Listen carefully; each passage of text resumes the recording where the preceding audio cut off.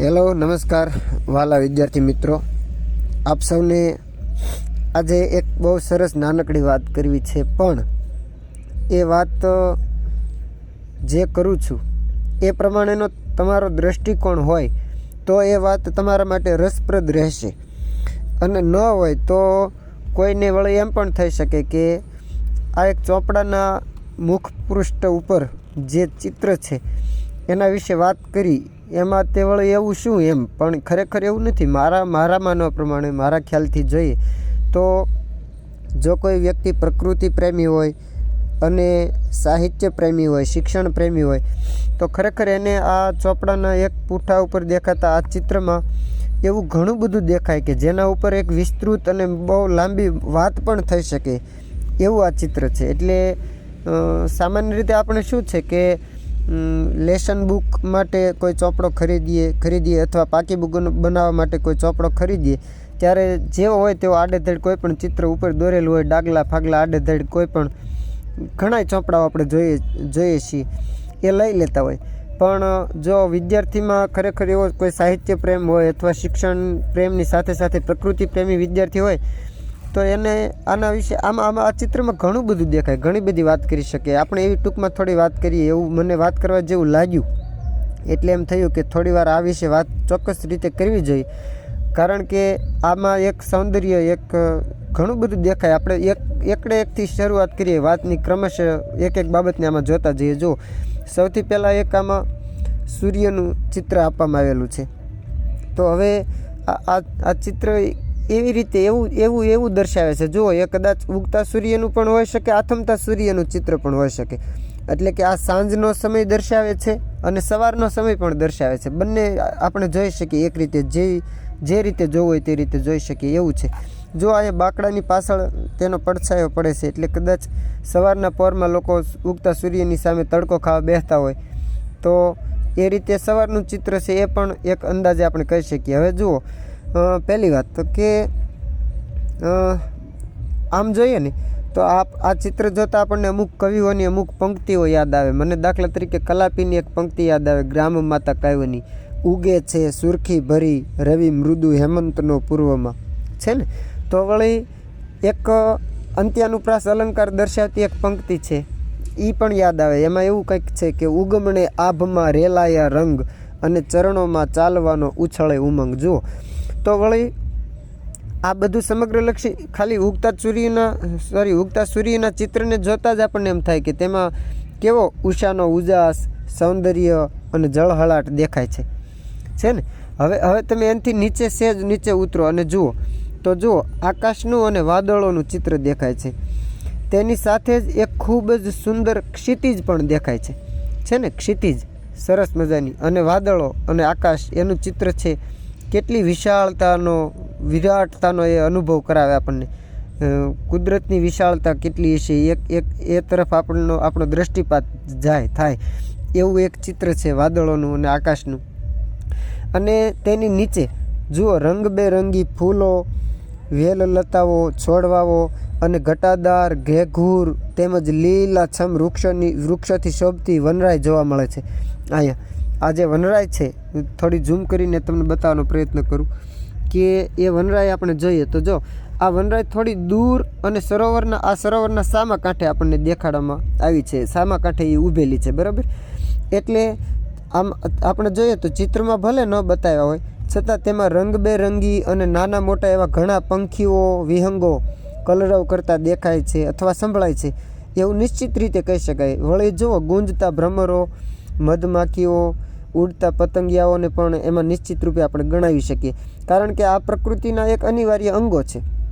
એટલે અવશ્ય રૂપે હોય તો આમ જોતાં આપણને દેખાતા નથી, પણ એ આપણને અંદાજ આવે કે છે, એક રીતે છે એવું આપણે અવશ્ય કહી શકીએ, બરાબર. તો એવી બધી વાત આમાં થઈ શકે.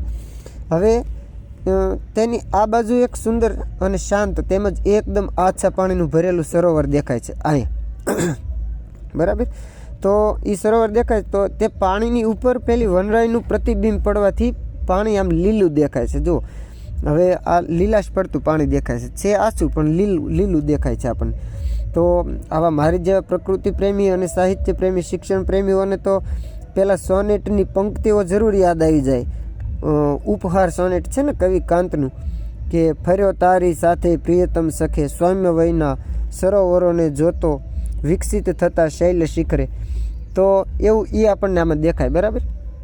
તો વળી સાથે સાથે બકર ઠાકોરના ભણકારા સોનેટની પંક્તિઓ પણ મને યાદ આવે. જુઓ આ બે વસ્તુનો અનુબંધ જોતા એમાં એક પંક્તિ છે યાદ આવે કે આગે ઊભા તટ ધુમ્મસ જેમાં દ્રુમો નિંદ સેવે વચ્ચે સ્વપ્ને મૃદુ મલકતા શાંત રેવા સુહાવે પુષ્પે પાને વિમલ હિમ મોતી સરે તેમ છાની બાની ભીની નીતરી નીગળે અંતરે શિય સહેની છે ને.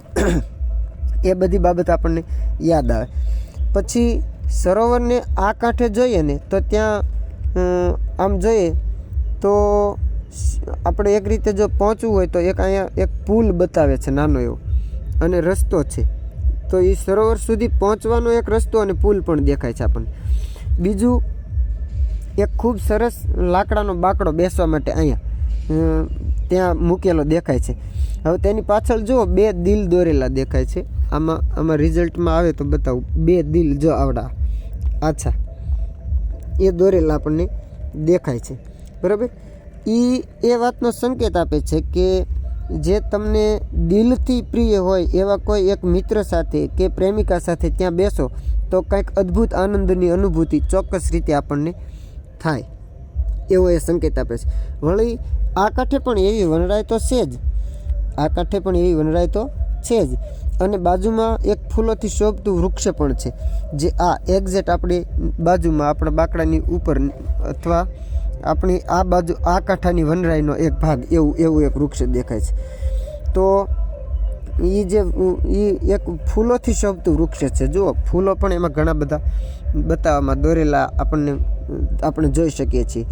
તો એક રીતે જોઈએ તો તેનો પર્ણ મરમર મંદ મંદ વહેતી હવા. હવે આમાં હવા વહેતી હોય એવું અમથી હવા તો દેખાતી જ ન હોય નકરે, અને વહેતી હોય એવું તો આમાં કેમ સજીવારોપણ આપણે કરીએ છીએ. બાકી હવા જાતી હોય એવું કાંઈ દેખાય છે જો કે, પણ છતાં એ સજીવારોપણ થાય છે. આપણને ખ્યાલ આવે કે આ બધું છે તો એ હોય જ ને નિશ્ચિત રૂપે. એટલે ચિત્રનું એક રીતે જોઈએ તો આપણને એવો ખ્યાલ આવે કે આમાં મંદ મંદ વહેતી હવા, વૃક્ષોનો પર્ણ મરમર, પછી એકદમ શાંત એકાંત અને નિર્જન સ્થળ દેખાય છે જેમાં કોઈ પુસ્તક સાથે લઈને આપણે જઈએ ગમતું હોય એવું તો એ વાંચવું પણ ગમે એવું વાતાવરણ છે આખું છે ને. અને આ બધું જોતાં મને હજી ઉમાશંકર જોશીના સોનેટની પંક્તિઓ પણ યાદ આવે. કુંજ ઉરની નામનું એક સોનેટ છે, એમાં અમુક પંક્તિઓ છે જે આ ચિત્રને એક્ઝેક્ટ લાગુ પડે એવી કે દ્રુમે ડાળે માળે કિલકિલી ઉઠે ગીત ઝૂલણા લતા પુષ્પે પત્રે મુખ ચમક ચૈતન્યની મીઠી પરોઢે સંધ્યાએ. જો શરૂઆતમાં જ વાત કરીને કે ચિત્ર સવારનું પણ હોઈ શકે સાંજનું પણ હોઈ શકે એવું જ છે એક રીતે જોતાં. એટલે આપણને યાદ આવે કે પરોઢે સંધ્યાએ ક્ષિતિજ અધરે રંગ રમણા મને આમંત્રે સૌ પ્રણય ગ્રહવા વિશ્વકુલનો. એટલે એવી રીતનું એક આખા ચિત્રની વાત આમ આપણે જોઈએ તો આમાં ઘણી બધી વાત થઈ શકે, ઘણું બધું બોલી શકાય, આના વિશે વક્તવ્ય આપી શકાય એક નાનું મોટું. બોલો આ ઓછામાં ઓછી 8-9 મિનિટથી તો હું તમારી સામે વાત કરી રહ્યો છું. આ ખાલી એક મારા ચોપડાના મુખપૃષ્ઠના ચિત્ર વિશે મેં જોયો આ ચોપડો બુક સ્ટોલમાં, એટલે મને તરત થયું કે આ ચોપડો લઈ લીધા જેવો છે. અને બીજી વાત કે હવે તો આમાં આવું તો યાદ કરતા જાઓ એટલે ઘણું બધું નીકળી શકે, ઘણું બધું આપણે વાત કરી શકીએ, ઘણું બધું બોલી શકીએ એવું છે. તો આવો ચોપડો લેવો જોઈએ ને આવો ચોપડો હોય તો આપણને આમાં લખવાની મજા આવે. એ લખવાનું ભણવાનું કામ શરૂ કર્યા પહેલાં જોતાં આપણું હૃદય પ્રકૃતિને જોતાં આનંદથી ભરાઈ જાય, ઉલ્લાસથી હળવાશથી એક રીતે એક એવો અનુભવ આપણને થઈ જાય, પ્રકૃતિનું સૌંદર્ય નિહાળવાનો આનંદ આપણને થઈ જાય, પછી આપણે આપણું કામ શરૂ કરી શકીએ.